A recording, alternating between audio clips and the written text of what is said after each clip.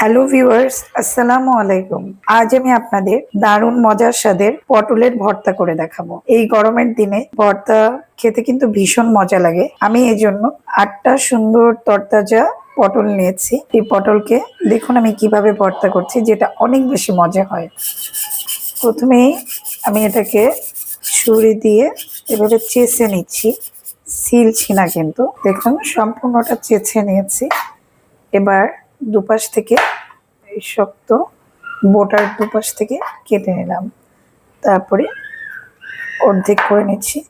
এটাকে আপনি চার ফালিও করে নিতে পারেন। আমার এটা একটু বেশ মোটা মোটা পটল, আমি এটাকে চার ফালি করে নিচ্ছি। সবগুলো এভাবে আমি ভালো করে চেঁচে কেটে নিয়েছি। এবার আমি এগুলোকে ধুয়ে নিচ্ছি। পটল ধুয়ে আমি পানি ঝরিয়ে নিয়েছি। এবার আমি এর মধ্যে 1 চা চামচ লবণ দিয়ে নিলাম, আধা চা চামচের চেয়ে একটু বেশি হলুদ দিয়ে মাখিয়ে নেব। এই যে দেখুন সুন্দরভাবে সব জায়গায় এটা মাখিয়ে নিয়েছি। এবার আমি এটাকে একটু হালকা তেল দিয়ে ভাজবো। এই জন্য আমি একটা কড়াই নিয়েছি। কড়াই নিয়ে সেখানে একদমই অল্প তেল নিচ্ছি। তেলের মধ্যে পটলগুলোকে ছেড়ে দিচ্ছি। এবার অল্প আছে এগুলোকে ভাজবো। 4-5 মিনিট এরকম ভাবে ভেজে আমি ওটা আর একটু সিদ্ধ করার জন্য ঢাকনা দিয়েছি। আমি 5 মিনিট ভেজে দেখুন আবার সেদ্ধ হয়ে যাচ্ছে মোটামুটি। আরেকবার ঢাকনা দিচ্ছি, আর একটু সেদ্ধ করবো। প্রথমে আমি একটু সরিষার তেল দিয়ে এভাবে মরিচটা ভেজে নিলাম, শুকনো মরিচ। আমি ওই একই তেলের মধ্যে একটুখানি রসুনও নিচ্ছি, রসুন ভেজে নিচ্ছি। পটলের একটা কিন্তু গন্ধ আছে যেটা প্রত্যেকের একেবারে ভালো লাগে না, সেই গন্ধটা থেকে বেরোয় আসার জন্য।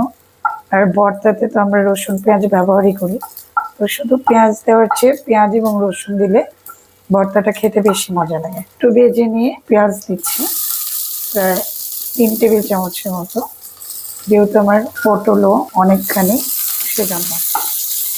হালকা তেলে পেঁয়াজ এবং রসুন দুটো ভেজে নিয়ে আমি নামিয়ে নিচ্ছি।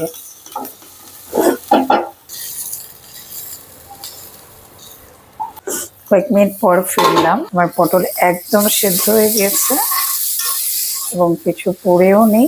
দেখুন কত সুন্দর সেদ্ধ হয়ে গিয়েছে। এভাবে ভেজে ভর্তা করে খেতে কিন্তু খুব মজা। এমনিতেও আপনারা পটলের সিলকাটা ছিলে অনেক সময় ভাতের মধ্যে দিয়ে অথবা পানিতে ভর্তা করে খাওয়া যায়, সেটা তো খাওয়াই যায়, কিন্তু মুখের একটা স্বাদের ব্যাপার থাকে, ওটা একটু ফ্যাসফেসে লাগে। এটা একটু বেশি মজাদার করে খেতে গেলে এভাবে খেতে হবে। তো আমার হয়ে গিয়েছে, আমি এখন নামিয়ে নিচ্ছি। এটা একটু ঠান্ডা হবে, তারপরে আমি এটাকে ভর্তা করে নিব। এত গরম জিনিস ভর্তা করা যাবে না। আমি এখন পটলটাকে ভালো করে হাত দিয়ে ভেঙে ভেঙে নিচ্ছি। এভাবে মোটামুটি আমি পটলগুলোকে ভর্তা করে নিলাম। এবার আমি মরিচ পেঁয়াজ একসাথে নিচ্ছি। পটলটা তো আমি লবণ এবং হলুদ দিয়ে আগেই ভেজে নিয়েছি, সেজন্য খুবই অল্প লবণ ব্যবহার করতে হবে। হালকা লবণে মিষ্টি মিষ্টি লাগে, খেতে ভীষণ মজা লাগে। এভাবে ভাজি করে পটল ভর্তা খুবই মজা। শুধু সেদ্ধ করে ভর্তার চেয়ে অনেক গুণ বেশি মজা। আপনারা একবার এভাবে করেই দেখুন। এর মধ্যে আমি একটু সরিষার তেল দিয়ে দিচ্ছি।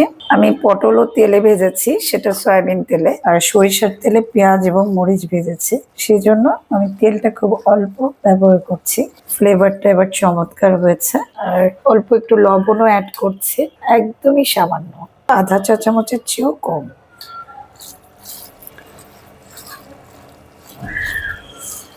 সব শেষে আমি একটুখানি ধনিয়া পাতা দিচ্ছি।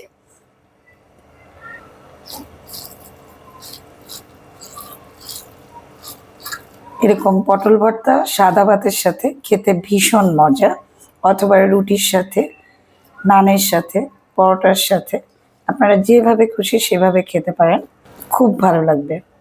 আশা করি রেসিপিটি আপনাদের সহজ এবং ভালো লেগেছে।